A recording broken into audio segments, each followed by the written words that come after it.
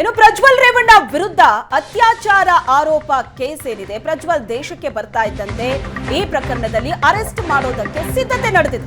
ಪ್ರಜ್ವಲ್ ರೇವಣ್ಣರನ್ನ ವಿಚಾರಣೆ ಮಾಡೋದಕ್ಕೆ ಎಸ್ಐಟಿ ತಯಾರಿ ಮಾಡ್ಕೋತಾ ಇದೆ.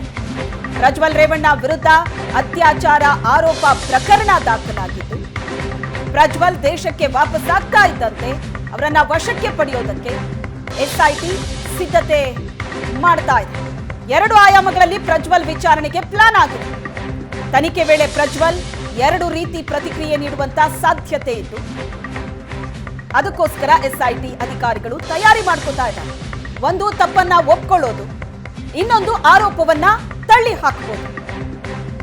ಹಾಗಾಗಿ 2 ಆಯಾಮಗಳಲ್ಲೂ ಕೂಡ ಪ್ರಜ್ವಲ್ ವಿಚಾರಣೆ ಮಾಡೋದಕ್ಕೆ ಅಧಿಕಾರಿಗಳು ಪ್ಲಾನ್ ಮಾಡಿದ್ದಾರೆ.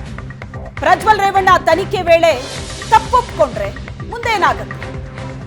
ತಪ್ಪೇ ಮಾಡಿಲ್ಲ ಅಂತ ಅಂದ್ರೆ ಪ್ರಜ್ವಲ್, ಆಗ ಯಾವ ರೀತಿ ವಿಚಾರಣೆ ನಡೆಯುತ್ತೆ? 2 ಆಯಾಮಗಳಲ್ಲಿ ತನಿಖೆಗೆ ಎಸ್ಐಟಿ ತಯಾರಿ ನಡೆಸಿದೆ. 33 ದಿನ ಆಗಿದೆ ಪ್ರಜ್ವಲ್ ದೇಶದಿಂದ ಹೊರಗಡೆ ಹೋಗಿ. ಪ್ರಜ್ವಲ್ ವಿದೇಶಕ್ಕೆ ಹಾರಿದ 2 ದಿನದಲ್ಲಿ ಇಲ್ಲಿ ದೂರು ದಾಖಲಾಗಿದೆ. ಅವತ್ತಿನಿಂದ ಪ್ರಜ್ವಲ್ಗಾಗಿ ನಡೀತಾ ಇದ್ದಂತಹ ಹುಡುಕಾಟ. 3 ದಿನದಲ್ಲಿ ಪ್ರಜ್ವಲ್ ವಾಪಸ್ ಆಗ್ತಾರೆ. ವಾಪಸ್ ಬರ್ತಾ ಇದ್ದಂತೆ ಅವರನ್ನ ಅರೆಸ್ಟ್ ಮಾಡಿ ವಿಚಾರಣೆ ನಡೆಸೋದಕ್ಕೆ ಎಸ್ಐಟಿ ತಯಾರಿ ನಡೆಸಿದೆ. 2 ಆಯಾಮಗಳಲ್ಲಿ ಪ್ರಜ್ವಲ್ ವಿಚಾರಣೆಗೆ ಪ್ಲಾನ್ ಮಾಡಿದೆ ಎಸ್ಐಟಿ. ತನಿಖೆ ವೇಳೆ ಪ್ರಜ್ವಲ್ 2 ರೀತಿ ಪ್ರತಿಕ್ರಿಯೆ ಕೊಡುವಂತಹ ಸಾಧ್ಯತೆ ಇದ್ದು, ಒಂದು ತಪ್ಪನ್ನ ಒಪ್ಕೋಬಹುದು, ಇನ್ನೊಂದು ಆರೋಪವನ್ನ, ತನ್ನ ಮೇಲಿರುವಂತಹ ಆರೋಪವನ್ನ ತಳ್ಳಿ ಹಾಕಬಹುದು. ಹಾಗಾಗಿ ಈ 2 ಆಯಾಮಗಳಲ್ಲೂ ಕೂಡ ತನಿಖೆ ನಡೆಸೋದಕ್ಕೆ ಎಸ್ಐಟಿ ತಯಾರಿ ನಡೆಸಿದೆ. ಈ ಬಗ್ಗೆ ಹೆಚ್ಚಿನ ಡೀಟೇಲ್ಸ್ ಅನ್ನ ಕೊಡ್ತಾರೆ ನಮ್ಮ ಪ್ರತಿನಿಧಿ ಹರೀಶ್ ಸಂಪರ್ಕದಲ್ಲಿದ್ದಾರೆ.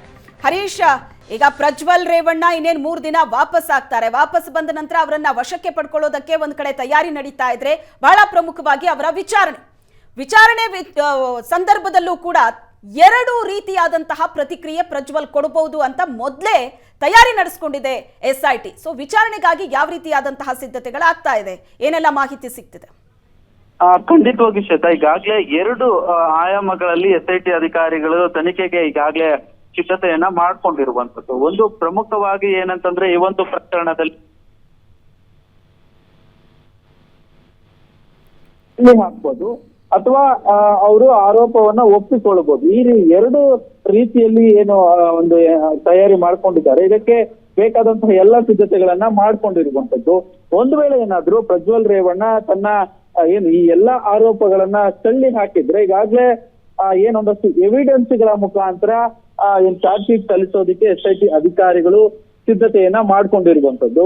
ಜೊತೆಗೆ ಈಗಾಗಲೇ ಏನು ಈ ಒಂದು ಪ್ರಕರಣದಲ್ಲಿ ಈ ಒಂದು ಆರೋಪ ಏನಿದೆ, ಇದಕ್ಕೆ ಸಂಬಂಧಪಟ್ಟಂತೆ ಏನು ಸಂತ್ರಸ್ತೆಯ ಹೇಳಿಕೆ ತುಂಬಾನೇ ಇಂಪಾರ್ಟೆಂಟ್ ಆಗುತ್ತೆ. ಹೀಗಾಗಿ ಅವರ ಹೇಳಿಕೆ ಆಧಾರದ ಮೇಲೆ ಎಸ್ಐಟಿ ಅಧಿಕಾರಿಗಳು ಚಾರ್ಜ್ ಶೀಟ್ ಅನ್ನ ಸಲ್ಲಿಸೋದಕ್ಕೆ ತಯಾರಿಯನ್ನ ಮಾಡ್ಕೊಂಡು ಇರುವಂತದ್ದು. ಇದು ಯಾವಾಗ ಅಂತಂದ್ರೆ, ಅವರು ಪ್ರಜ್ವಲ್ ರೇವಣ್ಣ ಈ ಒಂದು ಆರೋಪವನ್ನ ತಳ್ಳಿ ಹಾಕ್ತಂತ ಸಂದರ್ಭದಲ್ಲಿ ಒಂದು ವೇಳೆ ಏನಾದ್ರೂ ಅವರು ಆರೋಪವನ್ನ ಒಪ್ಪಿಕೊಂಡು ಎಸ್ಐಟಿ ಅಧಿಕಾರಿಗಳ ತನಿಖೆಗೆ ಸಹಕಾರ ನೀಡಿದ್ದೆ ಆದ್ರೆ, ಸಾಕಷ್ಟು ಹೀಗಾಗಿ ಎಲ್ಲಾ ಪ್ರಕರಣಗಳು ಯಾವ ರೀತಿಯಾಗಿ ಅವರು ಚಾರ್ಜ್ ಶೀಟ್ ಸಲ್ಲಿಸ್ತಾರೋ ಅದೇ ರೀತಿಯಾಗಿ ಚಾರ್ಜ್ ಶೀಟ್ ಸಲ್ಲಿಸೋದಕ್ಕೆ ಸಿದ್ಧತೆಯನ್ನ ಮಾಡ್ಕೊಂಡಿರುವುದು. ಒಂದಷ್ಟು ಸ್ಥಳ ಮಹಜರು ನಡೆಸ್ತಾರೆ, ಜೊತೆಗೆ ಒಂದಷ್ಟು ಸಾಕ್ಷ್ಯಗಳನ್ನ ಕಲೆ ಹಾಕಿದ್ದಾರೆ. ಎಲ್ಲವನ್ನೂ ಸಹ ಈಗಾಗಲೇ ಸಿದ್ಧತೆಯನ್ನ ಮಾಡ್ಕೊಂಡಿರುವಂತದ್ದು. ಒಟ್ಟಾರೆಯಾಗಿ 2 ರೀತಿಯಾಗಿ ಅಂದ್ರೆ, ಪ್ರಜ್ವಲ್ ರೇವಣ್ಣ ಆರೋಪವನ್ನ ತಳ್ಳಿ ಹಾಕಿದ್ರೆ, ಜೊತೆಗೆ ಅವರು ಆರೋಪವನ್ನ ಒಪ್ಪಿಕೊಂಡ್ರೆ ಯಾವ ರೀತಿಯಾಗಿ ತನಿಖೆ ಮಾಡ್ಬೇಕು, ಆ ಎಲ್ಲದಕ್ಕೂ ಸಹ ಸಿದ್ಧತೆಯನ್ನ ಮಾಡ್ಕೊಂಡಿರುವಂತದ್ದು. ಒಟ್ಟಾರೆಯಾಗಿ ಈ ಒಂದು ಪ್ರಕರಣದಲ್ಲಿ ಎಸ್ಐಟಿ ಅಧಿಕಾರಿಗಳು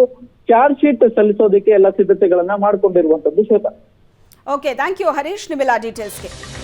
ಪ್ರಜ್ವಲ್ ರೇವಣ್ಣ ವಿರುದ್ಧ ದಾಖಲಾಗಿರುವಂತಹ ಅತ್ಯಾಚಾರ ಆರೋಪ ಕೇಸ್, ಈಗ ಪ್ರಜ್ವಲ್ ವಾಪಸ್ ಬರ್ತಾ ಇದ್ದಂತೆ ಅವರನ್ನ ವಶಕ್ಕೆ ಪಡೆಯಲಾಗತ್ತೆ. ವಿಚಾರಣೆಗಾಗಿಯೂ ಕೂಡ ಅಧಿಕಾರಿಗಳು ಬಹಳಷ್ಟು ತಯಾರಿ ಮಾಡ್ಕೋತಾ ಇದ್ದಾರೆ.